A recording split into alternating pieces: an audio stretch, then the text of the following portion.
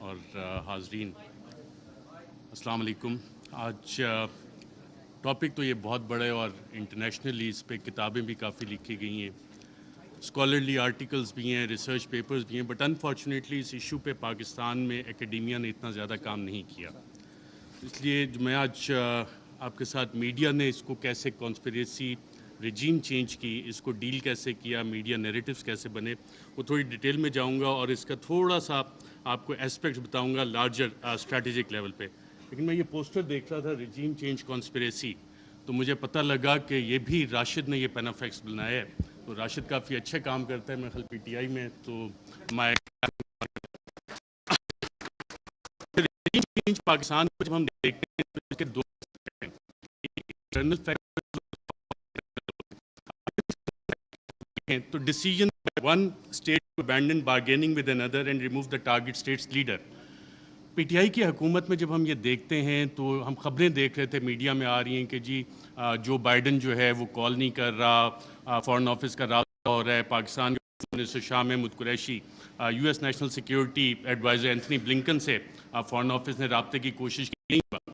بلاول آتے ہیں ان کے سارے رابطے ہو جاتے ہیں. تو یہاں سے آپ جب میڈیا کی وہ خبریں نکال کے دیکھتے ہیں تو آپ کو ایکسٹرنل فیکٹر اور وہ لنکیجز کہ یہ فیصلہ وائٹ ہاؤس میں ہوا, U S N S C میں ہوا, اور اس کا ذکر اب میڈیا میں یہ سوال ابھی تک ڈیبیٹ نہیں ہوا کہ کیا اس کا فیصلہ وہاں پہ ہوا تھا. وہ سائفر اگر پبلک ہوتا ہے تو اس میں یہ سوالات اٹھیں گے یقیناً کہ یہ فیصلہ اس لیول پہ اسٹیٹ کے لیول پہ یو ایس اسٹیٹ نے کیا, صدر جو بائیڈن نے کیا. اور صدر جو بائیڈن جو نیو کونس تھے, the plan for the new American century, اس کا باقاعدہ طور پہ حصہ تھے, جس کے بعد ہم نے دیکھا 2001 کے بعد پوری دنیا میں ڈفرینٹ رجیم چینج آپریشنز باقاعدہ طور پہ لانچ کیے گئے. جب ہم آتے ہیں, میں بڑا بریف رکھوں گا کہ میں ٹائم بتایا گیا 10 منٹ کا ہے. انٹرنل فیکٹرز کو جب ہم دیکھتے ہیں تو اس میں ذاتی انا کے مسئلے آ جاتے ہیں, کچھ اداروں کے مسائل آ جاتے ہیں, کچھ سیاسی مفادات آ جاتے ہیں. اور اس میں ایک سوال جب ہم انٹرنل فیکٹرز کا دیکھتے ہیں تو بڑا سوال یہ بنتا ہے کہ ملک کا کون سوچتا ہے, پاکستان کا کون سوچتا ہے. کیا ہم صرف انڈیویجولز کا سوچیں گے, کیا ہم صرف ان اداروں کا سوچیں گے کہ جی اداروں کی انا بڑی ہوگی یا انڈیویجولز کی انا بڑی ہوگی ہے.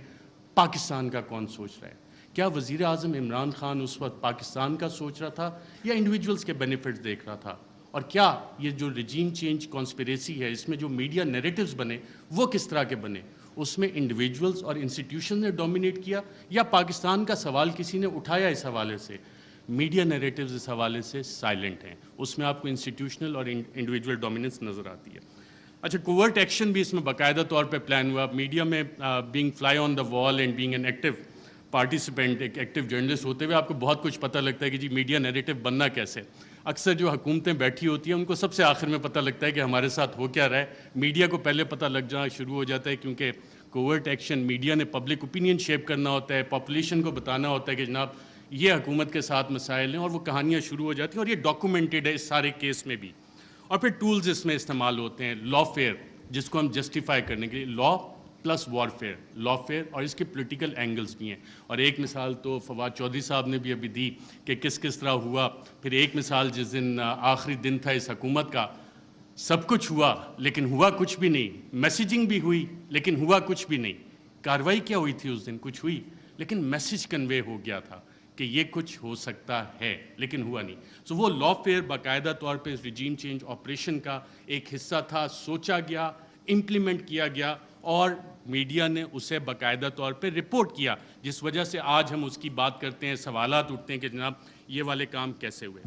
صدر مملکت doctor Arif Alvi, supreme commander of the arm forces, head of the state representing unity of the republic, انہوں نے اپنے خط میں ذکر کیا ہے کہ 1951 سے شروع ہوتا ہے. لیاقت علی خان کی اسیسینیشن, ذوالفقار علی بھٹو کا بھی ذکر کرتے ہیں, پھر اس وقت پرائم منسٹر عمران خان کی حکومت کو جو نکالا گیا, smoking gun in the hand of a conspirator, کہ ایک سازشی کے ہاتھ میں دھواں دیتی ہوئی بندوق وہ ڈھونڈنی ہے, اس کے لیے کمیشن بنانا ہے.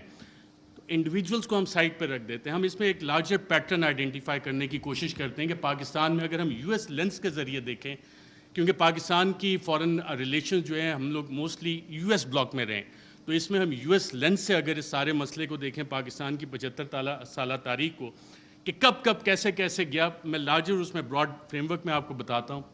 1958 martial law, 1978 martial law, 1999 martial law. یہ تمام مارشل لاء جس وقت لگے اس وقت امریکہ کے اس خطے میں انٹرسٹ تھے. 1958 میں جب ایوب خان نے مارشل لاء لگایا, لیاقت علی خان کی اسیسینیشن 2 ہفتے پہلے ان کے رشیا وزٹ سے ہوگی, آج تک نہیں پتہ لگا کہ پیچھے کون تھا. آپ آ جاتے ہیں جی martial law, SEATO, CENTO, cold war اپنے پیک پہ جا رہی تھی, امریکہ کو یہاں پہ الائز چاہیے تھے اور ہم سیاٹو سینٹو کا حصہ بنے. رشین بلاک میں, ہم سوویٹ بلاک میں نہیں گئے اور ہم وہاں پہ اس سائڈ پہ چلے گئے. اب وہ سارا پلان اس وقت سیاٹو سینٹو کولڈ وار جب اپنی پیک پہ گئی تو ایوب خان, جنرل ایوب خان, انہوں نے اپنی سروسز باقاعدہ پرووائڈ کی اور پاکستان یو ایس کیمپ میں گیا. اور اس وقت کے آپ دیکھتے بھی ہیں, بڑے پیارے پیارے ویژولز ہمیں نظر آتے ہیں.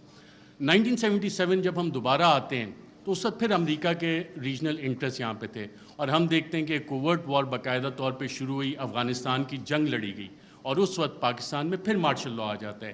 ایک پاپولرلی الیکٹڈ ڈیموکریٹک لیڈر کو پھانسی دی جاتی ہے ایک ایسے کیس میں, غالباً سیکشن 109. فواد چودھری صاحب اگر بیٹھے ہوں تو بتائیں کہ اس میں پھانسی تو بنتی نہیں لیکن پھانسی دے دی گئی اور ضیاء الحق کا مارشل لاء آ جاتا ہے. یو ایس انٹرسٹ دوبارہ افغانستان میں. 99 میں جب ہم آتے ہیں دوبارہ تو ایک نئی جنگ ہمیں چاہیے. اس کے لیے نیو کونس کے پلان آلریڈی بن چکے تھے, آلریڈی تھا کہ کدھر عراق میں جنگ ہونی ہے, لیبیا میں ہونی ہے, سیریا میں ہو رہی ہے, ایران, پاکستان بھی اس کا حصہ تھا. لیکن پاکستان, جیسے بلڈ بارڈرز کا ڈاکٹر شیری مظاہر نے بتایا, Pakistan for various reasons and one of the main factors being a nuclear power تھوڑا سا بچ گئے. جو وار اگینسٹ ٹیرر ہماری شروع ہوئی, دہشت گردی کے خلاف جنگ, جو ٹی ٹی پی کا سارا انفیوز کیا گیا, وہ سارا اسی کا ایک حصہ تھا کہ یہاں پہ یہ ساری کارروائیاں پاکستان میں ہونی ہیں اور ہم اس ٹریپ میں باقاعدہ طور پہ واک ان کیے. یہ والے ہم 3 فیزز جب نکالتے ہیں, اچھا ان میں ٹرانزیشن کیسے ہوتی ہے؟ ٹرانزیشن پاپولرلی ہوتی ہے. جتنے بھی یہ لوگ گئے, جب ہم دیکھتے ہیں کہ جناب ٹرانزیشن 1969-70 میں جو ٹرانزیشن آئی وہ پاپولر اپرائزنگ ہوئی, پاپولر لیڈرز آپ کے کھڑے ہوئے. پاکستان پیپلز پارٹی کا قیام آیا, انہوں نے کہا کہ جی ناؤ ڈیڈی از نو مور ایکسیپٹیبل, میں بڑا ہو گیا ہوں, میں اپنی الگ پارٹی بناؤں گا, پاکستان پیپلز پارٹی. عوامی لیگ الگ بنی شیخ مجیب کی, اور پھر اس کے بعد کی جو الیکشن مینیپولیشن کی داستان ہے اس کے ریزلٹس ہمارے سامنے. 1988 محترمہ بے نظیر بھٹو آتی ہیں واپس, ایک پاپولر اپرائزنگ ہے. لاہور کے جو جلسے ہیں جن کی مثال دی جاتی تھی, جو کہ اب پاکستان تحریک انصاف نے جتنے بڑے بڑے جلسے کیے ہیں اسے اوور ویلم کر لیا, لیکن وہ مثال دی جاتی تھی کہ پاپولر اپرائزنگ ہوئی اور پھر وہاں پہ جو بھی جو طیارہ جب پھٹا تھا جنرل ضیاء الحق کا, تو آپ کی ایک ڈیموکریٹک ٹرانزیشن آئی. اور یہ وہ فیز ہے جب آپ دوبارہ دیکھیں کہ ٹرانزیشن ہو رہی ہے, دوبارہ آپ جنگ سے نکل رہے ہیں, حالات سٹیبل ہو رہے ہیں, افغانستان آپ نے فتح کر لیا ہے, سوویٹس کو وہاں سے بھگا دیا ہے, تو جنرل کا کام ختم ہو گیا. سو پاکستان میں آپ ٹرانزیشن تھوڑے عرصے کے لیے چلو جی جمہوری انہیں کھیلنے دیتے ہیں. پھر آ جاتا ہے 1999 اور 2007-8 general Musharraf, war against terror, اور اس کے بعد ان کی یوٹیلیٹی ختم ہوتی ہے. ہم نے دیکھا ایک پاپولر اپرائزنگ ہوتی ہے اور انہیں جانا پڑتا ہے. ہم لائرز موومنٹ بھی دیکھتے ہیں, ساری چیزیں. لیکن اس سارے عرصے میں جو ڈیموکریٹک ٹرانزیشن ہماری ہوئی ہے اس میں کیا واقعی حقیقی جمہوریت ہماری قائم ہو سکی کیا, یا کہ ہمیشہ ہمیں ایک ہائبرڈ قسم کی جمہوریت جو ہے وہ ملی ہے؟ اور ہائبرڈ جمہوریت بنتی کیسے ہے؟ ہمیشہ ایک کنگز پارٹی ہوتی ہے. جب آپ پاکستان کی تاریخ اٹھا کے دیکھتے ہیں تو جو مین آن ہارس بیک ہیں, گھوڑے جو لوگ رائڈ کرتے ہیں, ہارس رائڈنگ کرتے ہیں, وہ اچھے گھوڑے رکھنے کا شوق بھی رکھتے ہیں, تو وہ چیز ہوتی ہے. لیکن اس ساری چیز میں ایک ٹائم فریم بڑا ڈفرینٹ آ رہا ہے پاکستان کی تاریخ میں, وہ آ رہا ہے 2018 سے 2022 کا. اس دوران میں اتھارٹیرین کنسولیڈیشن بھی ہوتی رہی. اتھارٹیرین کنسولیڈیشن اس طرح کے جو پرانے جن پہ کرپشن کے مقدمات تھے ان کو بھی بچایا جا رہا تھا. دوسری طرف ایک حکومت کوشش کر رہی تھی کہ جی ہم نے ڈیموکریٹک کنسولیڈیشن کرنی ہے, اس کو روکا بھی جا رہا تھا. اور اکاؤنٹیبلٹی اس کی بہت بڑی مثال ہے. اور اگر کسی نے اس کا ایک ٹائم پہ نکالنا ہے کہ بڑا اچھا احتساب چل رہا تھا, ساری چیزیں 1 پیج پہ چل رہی تھیں, لیکن پھر ایک پریس کانفرنس مشہور زمانہ ہوتی ہے جس میں پوری نون لیگ کی لیڈرشپ بیٹھی ہوتی ہے اور مریم نواز اس میں ایک بڑی اچھی بات کرتی ہیں کہ چند اہم لوگوں کی ویڈیوز موجود ہیں. اب ماشاءاللہ سارے وفاقی وزراء کابینہ بیٹھی ہے, سابق وزیر اعظم بیٹھے ہیں. اس کے بعد احتساب کے مقدموں کا کیا ہونا شروع ہوا, اس کے بعد کیا ڈیلیں ہونا شروع ہو گئیں, اس کے بعد نواز شریف بھی باہر گئے, اس کے بعد کیسز بھی سلو ہونا شروع ہو گئے, کیا کچھ نہیں ہوا. میں میسیج آ گیا کہ جی تھوڑا کم کریں. رجیم چینج جب ہوئی تو میڈیا کی اسٹریٹجی اس میں کیا تھی؟ میڈیا کے 3 ڈیز اس میں باقاعدہ طور پہ استعمال کیے گئے تحریک انصاف کے خلاف. 3 ڈی تھے: ڈسٹرب، ڈسکریڈٹ، ڈینائی. ڈسٹرب کیسے کرنا ہے؟ جتنے بھی پاکستان تحریک انصاف کے پلانز بنے تھے اسے لا فیئر کے ذریعے، ایڈمنسٹریٹولی اور انفارمیشن سبوٹاج کرنے کا باقاعدہ طور پہ پلان بنا، اور اس کی ہم نے مختلف قسم کی امپلیمنٹیشنز دیکھیں. اگر آپ نے ایڈمنسٹریٹو اس کی دیکھنی ہے تو وہ وزیر اعظم تو عمران خان تھا، پولیس وین وہاں پہ کس کے آرڈر سے گئی؟ شیخ رشید صاحب انٹیریئر منسٹر تھے، ان سے ہم پوچھتے رہے کہ جناب یہ آپ نے بھیجی؟ وہ کہتے ہیں یار مجھے تو نہیں پتا. وزیر اعظم عمران خان کال دے رہا ہے، پورا ریڈ زون جو ہے بیریکیڈ ہو جاتا ہے، کون حکومت چلا رہا تھا، کیسے؟ تو یہ وہ ایڈمنسٹریٹو سٹیپس ہیں، ہر ایک کی ڈیٹیل میں جائیں گے تو کافی لمبا ہو جائے گا. پھر ایک پلان بنا کہ جی 3 ڈیز کا ایک حصہ تھا ڈسکریڈٹ کرنا ہے، عمران خان کو ڈسکریڈٹ کرنا ہے، پاکستان تحریک انصاف کو ڈسکریڈٹ کرنا ہے. اور فریم ورک فار اس میں جو نیوز میکنگ تھی، اگر آپ ریڈ زون فائلز اٹھا کے دیکھیں تو اس میں باقاعدہ طور پہ میڈیا والوں کو یہ بتایا جا رہا تھا، یہ چیزیں میڈیا میں آ رہی تھیں کہ جناب دیکھیں یہ اکتوبر میں ایک جو سلسلہ شروع ہوا ہے نا، یہ بڑی زیادتی کی بات ہے. اس میں چند انڈیویجولز جو ہیں ان کو تو یہ حق نہیں دیا جاتا کہ جی پنجاب پولیس کے پیٹرن پہ چیزوں کو لے کے چلیں، ایسے تو نہیں اجازت دی جا سکتی. لیکن سوال آتا ہے کہ کیا ہمیں اس ملک میں آئین کی حکمرانی چاہیے یا اشخاص کی حکمرانی چاہیے؟ ہمیں قانون کی حکمرانی چاہیے یا چند اشخاص کی حکمرانی چاہیے؟ میڈیا فریم ورک جب آپ اس میں سارا اینالائز کرتے ہیں، جتنے آپ کرنٹ افیئرس کے پروگرامز اٹھا لیں، نیوز آرٹیکلز اٹھا لیں، کالمز، ایڈیٹوریلز، اس میں کانسٹیٹیوشنل فریم ورک وہاں پہ ڈیبیٹ فریم نہیں ہوئی، وہاں پہ رولز آف بزنس کی ڈیبیٹ فریم نہیں ہوئی، وہاں پہ ڈیبیٹ فریم ہوئی اداروں کے حساب سے، وہاں پہ ڈیبیٹ فریم ہوئی انڈیویجولز کے حساب سے.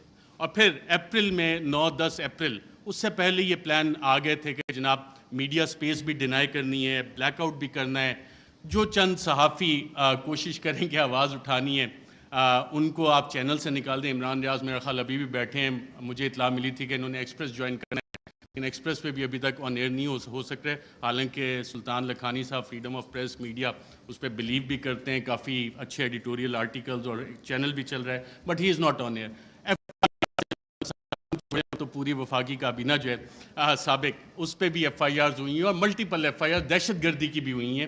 اور جن لوگوں نے یہ ایف آئی آرز کی انہوں نے یہ نہیں سوچا کہ کر کس پہ رہے، کیونکہ پلے بک وہی والی پرانی تھی. مسئلہ یہاں پہ یہ تھا کہ کرپشن کے کیسز نہیں مل رہے. بڑی کوشش کیجیے عمران خان کے خلاف کرپشن کے کیسز نکالے جائیں. میری بھی 1-2 ملاقاتیں ہوئی کہ جناب آپ تو بڑی سٹوریز کرتے ہیں. میں نے کہا یار ایک شخص، اور یہ عمران خان صاحب بیٹھے ہیں، شاید آپ میں سے بہت سے لوگوں کو نہ پتہ ہو، پی ایم آفس میں ہمارے بھی ذرائع ہوتے ہیں، اکثر پوری کابینہ پریشان ہوتی تھی کہ جناب بات ہم نے کی ہے، کہاں سے پتہ لگ گئی. وہ شخص جو پانی کی آدھی بوتل بھی ضائع نہیں ہونے دیتا بطور وزیر اعظم کہ یار یہ آدھی پانی کی بوتل میں نے ابھی رکھی، کیوں اٹھا کے لے گئے، وہ کرپشن کرے گا. میں نے سمجھائی لوگوں کو یہ بات، لیکن پلے بک کیونکہ وہی پرانی تھی، کیا کرپشن کے کیسز نکالو، کرپشن تھوپنی ہے. مسٹر اے بی سی کا فلانا دوست ہے، اس سے نکال کے لاؤ. کچھ 2-2.25 مہینے ہو گئے، کوئی کرپشن نہ نکلے گا. عمران خان کا کرپشن کا کیس نہیں نکل سکتا، نہ نکلے گا. میں نے بتائی کہ نہیں آپ کچھ کوشش، میں نے کہا میں یہ کوشش نہیں کر سکتا کیونکہ مجھے یہ پتہ ہے کہ عمران خان کی کرپشن نہیں نکلنی. اچھا، میڈیا نیریٹیوز اگینسٹ پی ٹی آئی. فرینچ ریولوشن جب آیا تھا تو اس وقت ایک تھاٹ تھا کنگ لوئی کا، میں ریاست ہوں، میں بادشاہ ہوں، میں قانون ہوں. اور یہی چیز ہم نے دیکھی کہ جب میڈیا نیریٹیوز پی ٹی آئی کے خلاف بن رہے تھے. ابھی حال ہی میں آپ آئی ایم دا کنگ کا دیکھ لیں، the king can do no wrong. ہمیشہ جو بادشاہ ہے وہ ہمیشہ اچھی چیزیں ہی کرتا ہے. فیٹو پہ پوری حکومت نے کام کیا، حماد اظہر بھی ادھر ہیں، لیکن پی ٹی آئی نے کام نہیں کیا، بادشاہ نے سب سے اچھا کام کیا. آئی ایم دا لا، قانون میں ہی ہوں. پولیٹیکلی آئسولیٹ کرو پی ٹی آئی کو. آج پی ٹی آئی واقعی پولیٹیکلی آئسولیٹڈ ہے. کون سی سیاسی جماعت ہے جو پی ٹی آئی کے ساتھ اتحاد میں کھڑی ہے؟ سب ایک طرف ہو گئے. لیکن ایک سٹرینتھ گین ہوئی اس میں، پاکستان کی عوام بغیر کسی کال کے نکل آئے. اور شاید جو وزیر اعظم عمران خان کا آخری دن تھا وزیر اعظم ہاؤس میں، اس وقت جو لوگ نکلے اور جنہوں نے رپورٹ کیا، آئی تھنک عمران ریاض تھے، باقی ہم لوگ بھی تھے، ان سب نے ایک بات نوٹ کی.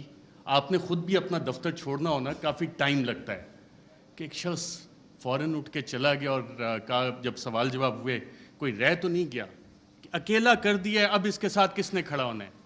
پاکستان کی عوام کھڑی ہے. یہ وہ ڈفرینٹ فیکٹر تھا، چینج تھی، جس کو کسی بھی سازشی نے کیٹر نہیں کیا ہوا تھا. یہ وہ ویریبل تھا، عوام کا ویریبل تھا، جس کی وجہ سے یہ چیزیں. میں کوئکلی تھوڑا سا 2 منٹ اگر آپ کی اجازت ہو تو سائفر کے اوپر بھی بات کرنا چاہوں گا. سائفر پہ بھی میڈیا نیریٹو بڑے مزے کے بنے، اس پہ اور ڈیبیٹ بھی ہو سکتی تھی، کافی مزے کی چیزیں تھیں. پہلا کیا بنا جی؟ پہلی میڈیا نے رپورٹ کرنا شروع کیا اور باقاعدہ یہ بتایا گیا کہ جی سائفر تو ایگزسٹ ہی نہیں کرتا، سائفر نام کی تو کوئی بلا ہی نہیں ہے.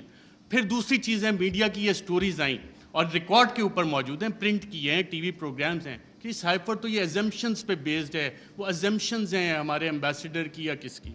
پھر یہ بھی کہانیاں میڈیا میں آئیں کہ جی یہ تو فارن آفس میں خود ہی پی ٹی آئی والوں نے بیٹھ کے بنا لیا ہے، یہ تو شاہ محمود قریشی نے خود ہی بیٹھ کے بنا لیا ہے.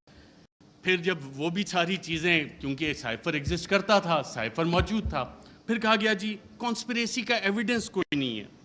اچھا پھر عمران خان بطور وزیر اعظم بھی میرا خیال وہ کرکٹ کھیل رہے تھے، اور جب انہوں نے کہا تھا کہ مینٹلی میں اسٹرانگ ہوں تو بہت سے لوگوں نے انڈر ایسٹیمیٹ کیا. انہوں نے کابینہ کی بھی کمیٹی بلائی، کابینہ کی اسپیشل کمیٹی غالباً 30 مارچ کو ہوئی. 30 مارچ کو میں نے سابق وفاقی وزراء سے پوچھا، وہاں کانسپریسی کی بات بھی ہوئی، کانسپریسی کا ذکر بھی اس میں ہوا، اور پھر نیشنل سیکیورٹی کمیٹی بھی انہوں نے بلا لی اور اس کا بھی مور اس پہ لگ گئی کہ بلیٹنٹ انٹرفیرنس. اور اس کے آخری پیراگراف میں ایک لفظ لکھا ہوا ہے کہ جو 31 کو نیشنل سیکیورٹی کمیٹی کی میٹنگ ہوئی، اس نے 30 مارچ کے جو منٹس اسپیشل کیبنٹ کے ہیں ان کو ریٹیفائی کیا. اب 30 مارچ کو آپ سب وفاقی وزراء جو اس میں بیٹھے تھے، اس وقت کے وزیر اعظم اس میں بیٹھے تھے، ان سب نے اور سازش کا لفظ اس میٹنگ میں ذکر کیا. مجھے بتایا ہے آپ سبھی یہاں پہ بیٹھے ہیں، اگر کسی نے کانٹراڈکٹ کرنا ہے تو سابق وزیر اعظم خود بیٹھے ہیں، وہ کر سکتے ہیں کہ 30 مارچ کو جو اسپیشل کیبنٹ میٹنگ تھی اس میں سازش کا ذکر ہے. بالکل سازش کا میں ایز اے جرنلسٹ کلیم کر رہا ہوں. پھر یہ کہا گیا کہ جی وہ انٹیلیجنس ہم نے خود ہی کر لی، اور انٹیلیجنس کی بیسس پہ آبویسلی اس پہ سوال اٹھے کہ انٹیلیجنس ہمارے انٹیلیجنس کے ادارے بہت اچھا کام کرتے ہیں، دہشت گردی کے خلاف بہت اچھا کرتے ہیں، پاکستان کی سیکیورٹی کے لیے بہت اچھا کام کرتے ہیں. لیکن مسئلہ یہاں پہ آتا ہے کہ جب انہیں ڈریگ کیا جائے سیاسی معاملات میں اور یہ کہا جائے کہ جی انویسٹیگیشن ہوئی، کون سی انویسٹیگیشنز، یہ سوال ہے. اب رجیم چینج میں انٹیلیجنس کا ایک بنیادی کردار ہوتا ہے، انٹیلیجنس انفارمیشن کا بنیادی کردار ہوتا ہے. اگر آپ اگلی سلائیڈ کریں تو Colin Powell, U S secretary of state, U N security council میں انٹیلیجنس انفارمیشن کی انہوں نے کہا جی یہاں پہ یہ والے ویپنز عراق میں موجود ہیں، یہ کیمیکل ویپنز ہیں، یہ نیوکلیئر ویپنز وہاں پہ وہ بنا رہے ہیں. عراق وار ختم ہو گئی، عراق تباہ ہو گیا. یہ اس انٹیلیجنس انفارمیشن کی اوقات تھی، ویلیو تھی، جو آج تک نہیں ملی. میں ایک اور آپ کو افغانستان سے ریلیٹڈ انٹیلیجنس انفارمیشن دیتا ہوں. انٹیلیجنس ڈس انفارمیشن کہ اسامہ بن لادن کے پاس نیوکلیئر ویپن ہے. اسامہ بن لادن کے پاس نیوکلیئر ویپنز، اگر آپ یہ سٹوری دیکھیں تو یہ جسٹیفائی کرنے کے لیے تھی کہ جی افغانستان میں امریکہ نے حملہ کرنا ہے. اور اس وقت آپ تمام امریکہ کے اخبارات والے، ورلڈ ایکسکلوسیو ڈان نے بھی فرنٹ پیج پہ چھاپا کہ جی ایک ایکسکلوسیو انٹرویو ہوا ہے، اسامہ بن لادن کے پاس نیوکلیئر ویپنز ہیں. وہ نیوکلیئر ویپنز آج تک نہیں نکلے. تو یہ ہوتی ہے انٹیلیجنس انفارمیشن. آپ تحقیقات نہیں کرتے، اسے ویریفائی نہیں کرتے. بہت سی جے آئی ٹیز میں انٹیلیجنس انفارمیشن آتی ہے، بہت اچھا کام ہوتا ہے، لیکن اس کی ویریفیکیشن چاہیے ہوتی ہے. انٹیلیجنس اور انٹیلیجنٹ انفارمیشن میں فرق ہوتا ہے. اس کے علاوہ بہت ساری چیزیں ہیں. پروپیگنڈا پہ اگر ہم جائیں، ڈی کلاسیفائڈ ڈاکومنٹس بہت سارے آ گئے، چلی کے حوالے سے، ایران کے حوالے سے. کیونکہ ٹائم میرے پاس کم ہے، میں نے کہا یہ والے لارجر ایشوز آپ کے سامنے رکھوں. Thank you very much.